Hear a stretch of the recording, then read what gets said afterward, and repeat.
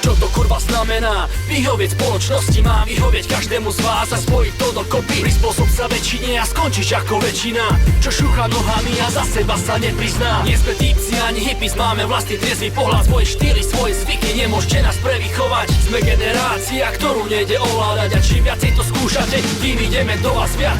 Vy máte pocit, že máte nad nami dohľad, dáte nám rozkaz, no my vás môžeme obšťať. Hlavne, že nás učia, že ide o vnútro človeka, a hlavne, že ma súdia podľa toho, jak sa obliekám. Neřídím se podle tebe, řídím se jen podle sebe a pro společnost jsem často něco jako rebel. Našel jsem sám sebe, což mi přijde důležitý. Zůstat sám sebou, srát na názor lidí. Dnes mi je jedno, co si o mě oni myslí. Taky jsem jen člověk, co potřebuje kyslík. Tak obuju si supry a nasadím si kulich, a styl mýho oblečení, ten mi ovlivnila muzika. Soudíme lidi podle barvy vlasů nebo barvy kůže, podle stylu oblečení, a to je vážně průser. A to je vážne prúser.